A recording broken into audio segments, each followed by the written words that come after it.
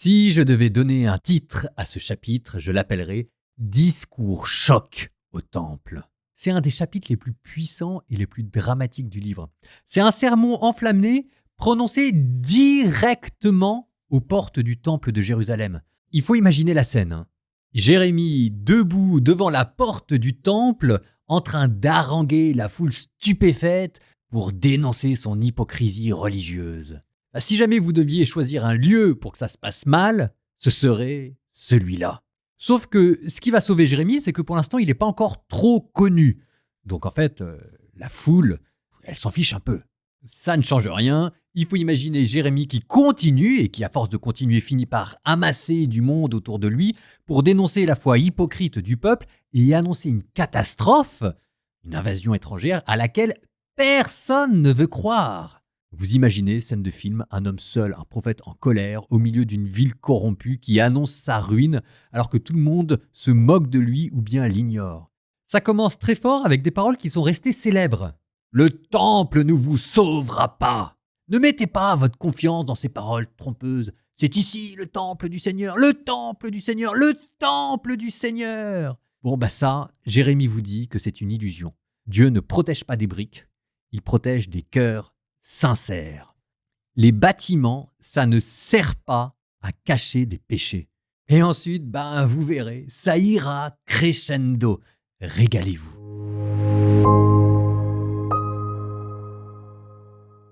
Parole du Seigneur adressée à Jérémie. Tiens-toi à la porte de la maison du Seigneur, et là tu proclameras cette parole. Tu diras: écoutez la parole du Seigneur, vous tous de Juda, vous qui entrez par ces portes pour vous prosterner devant le Seigneur. Ainsi parle le Seigneur de l'univers, le Dieu d'Israël. Rendez meilleurs vos chemins et vos actes, et je vous ferai demeurer dans ce lieu. Ne faites pas confiance à des paroles de mensonge en disant « Temple du Seigneur, c'est ici le temple du Seigneur ».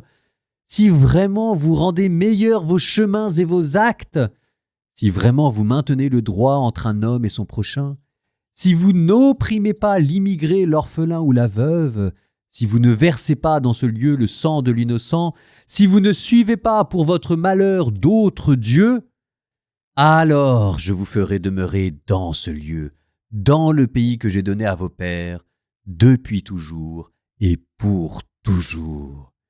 Mais voici, vous faites confiance à des paroles de mensonges qui ne servent à rien.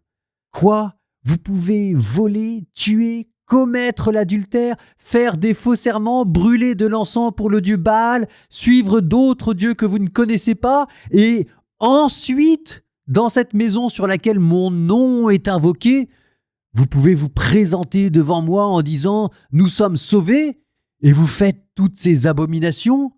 Est-elle à vos yeux une caverne de bandits, cette maison sur laquelle mon nom est invoqué ? Pour moi, c'est ainsi que je la vois, oracle du Seigneur.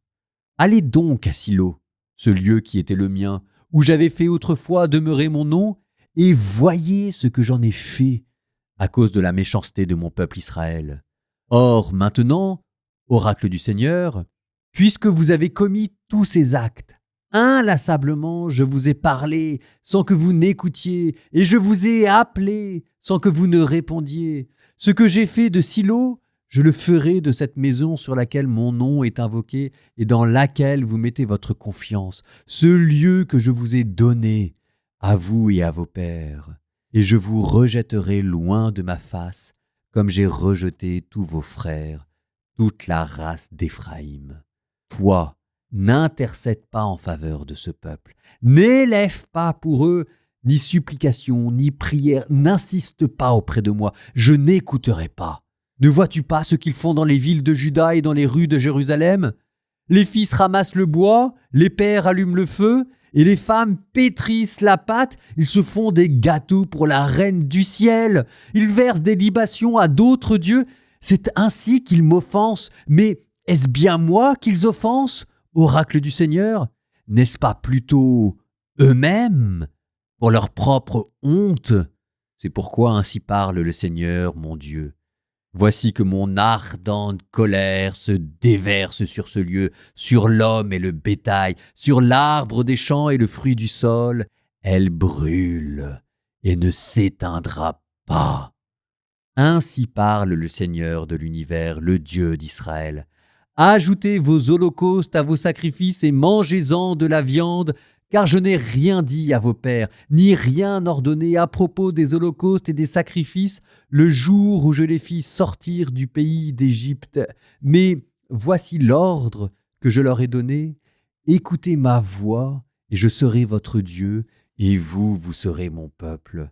Vous suivrez tous les chemins que je vous prescris, afin que vous soyez heureux. Mais ils n'ont pas écouté. Ils n'ont pas prêté l'oreille. Ils ont suivi les mauvais penchants de leur cœur endurci. Ils ont tourné leur dos et non leur visage.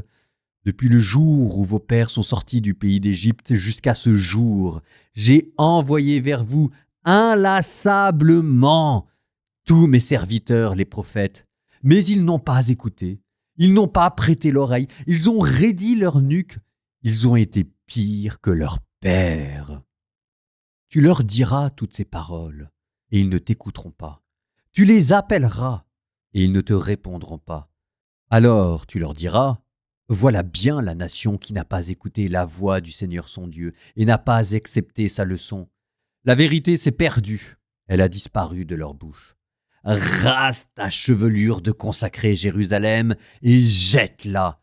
Sur les hauteurs entonne une lamentation, car le Seigneur a rejeté et délaissé la génération qui provoque sa fureur. Oui, oracle du Seigneur, les fils de Juda ont fait ce qui est mal à mes yeux. Dans la maison sur laquelle mon nom est invoqué, ils ont édifié les lieux sacrés du Tophet au Val de la Géhenne pour consumer par le feu leurs fils et leurs filles. Cela, je ne l'avais pas ordonné. Cela n'était même pas venu à mon esprit. C'est pourquoi voici venir des jours, oracle du Seigneur, où l'on ne dira plus le Tophet ni Val de la Géhenne, mais Val du massacre, et où l'on enterrera, faute de place, même au Tophet. Les cadavres de ce peuple serviront de pâture aux oiseaux du ciel et aux bêtes de la terre, sans que personne ne les dérange. Je ferai cesser dans les villes de Juda et dans les rues de Jérusalem les chants d'allégresse et les chants de joie, le chant de l'époux et le chant de l'épousée, car le pays ne sera plus que ruine.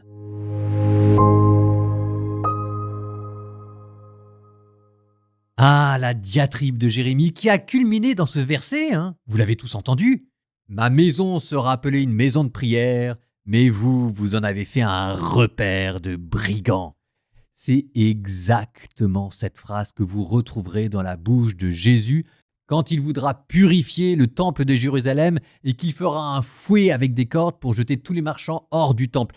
C'est exactement la même fureur prophétique et ce qu'il y a de beau, c'est de vous dire qu'en fait, c'est pas Jérémie qui est en train de prêcher ici. C'est Jésus qui est en train de prêcher à travers la bouche de Jérémie là. C'est pour ça que Jérémie quand même, c'est un des plus grands prophètes de la Bible.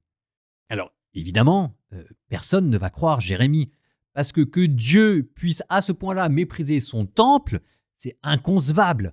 Souvenez-vous, Salomon, c'était il n'y a pas si longtemps que ça quand même, et Dieu qui était venu habiter ce temple sous la forme d'une nuée lumineuse. Sauf que Jérémie, Jérémie vous rappelle quand même, vous l'avez entendu au verset 12, que des temples que Dieu a laissés détruits, ça s'est déjà vu dans l'histoire d'Israël.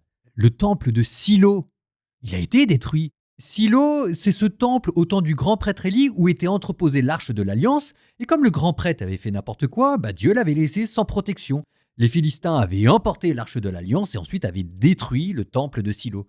Alors évidemment, Jérémie, lui, comme il est issu de cette lignée sacerdotale maudite qui vient du grand prêtre Élie, il y est particulièrement sensible. Les autres, manifestement, le sont un peu moins. Aucune institution humaine, aucun lieu religieux, aussi sacré soit-il, ne garantit la faveur divine. Si Dieu n'a pas protégé Silo, il n'épargnera pas Jérusalem non plus. Voilà pour Silo. Maintenant, je vous emmène à la fin du chapitre. Vous avez entendu comment ce chapitre terminait sur une histoire de vallée de cadavres. Les cadavres de ce peuple serviront de nourriture aux oiseaux du ciel et aux bêtes de la terre. Il n'y aura personne pour les chasser. C'est une phrase qui sera encore reprise par Jésus, justement encore à propos de la chute de Jérusalem. Là où est le cadavre, là se rassembleront les vautours. Au temps de Jésus, on pense que ces oiseaux, ça représentait les aigles des légions romaines qui vont envahir Jérusalem. Au jour du jugement dernier, on dit que ces oiseaux, ce seront les anges qui emporteront les âmes tantôt en enfer, tantôt au paradis. Mais au temps de Jérémie, on pense que les oiseaux auxquels il fait allusion, ce sont les divinités païennes. Et ça, je pense qu'il faut bien comprendre. Alors, reprenons ça. Cette scène macabre que Jérémie vous décrit, à coups d'ossements qui vont être exhumés aux oiseaux du ciel, se passe dans la vallée de la Géhenne, Ben Hinnon. Et à l'époque de Jérémie, c'est dans cette vallée que les Israélites se sont mis à rendre un culte au dieu Moloch. Et ce culte prend une forme très précise, c'est on sacrifie son fils aîné pour l'offrir au dieu païen Moloch. Oui, précisément dans cette vallée située juste à l'extérieur de Jérusalem. Ce que vous avez entendu, les fils de Juda ont fait ce qui est mal à mes yeux, oracle du Seigneur. Ils ont installé leur abomination dans la maison qui porte mon nom. Ça, c'est des statues de divinités païennes à l'intérieur du temple de Jérusalem. Ils ont bâti des hauts lieux dans le Tophet, dans la vallée de Ben Hinnon, la Géhenne, pour brûler leurs fils et leurs filles par le feu. Ça veut dire que vous aviez des Juifs qui sacrifiaient leurs enfants à la divinité cananéenne Moloch. Alors, ce qu'il y a de plus terrible, c'était que le fait de sacrifier un enfant, c'était pas considéré comme un acte sanguinaire ou barbare, c'était considéré comme un acte de dévotion. Ça veut dire que vous aimiez tellement la divinité que vous lui donniez ce que vous aviez de plus cher. C'était le sacrifice ultime, c'était la preuve d'amour ultime. Ce qui explique comment, loi du talion, celui qui a pris l'épée périra par l'épée, Dieu va transformer cette vallée où l'on brûlait les enfants en une vallée de jugement. Et de fait, lorsque la ville sera prise par Nabuchodonosor, la vallée de la Géhenne deviendra un champ de cadavres, tant et si bien que la Géhenne, ça va devenir l'image, la porte de l'enfer. C'est le lieu maudit par excellence. Marc 9, verset 48, Jésus, en parlant de la Géhenne, la décrit comme le lieu où le feu ne s'éteindra pas et où le ver ne mourra pas. Parce que la Géhenne, c'est en même temps le lieu de la plus grande cruauté et en même temps de la plus grande perversité religieuse. Des pères qui, par dévotion, sacrifient leur enfant. C'est quand même fou que ce soit tout ça en même temps. Ça vous donne une image de l'enfer. C'est le lieu où la cruauté devient une forme de mystique. Bref, un des lieux maudits de la Bible, une image de l'enfer, nous demandons à Dieu de ne pas y aller. Au nom du Père et du Fils et du Saint-Esprit, Amen. Seigneur, nous te demandons de ne pas être cruel. Nous te demandons, Seigneur, de ne pas être cruel. Nous te demandons, Seigneur, de ne pas être cruel. Et vous savez, on l'a tous été dans notre vie.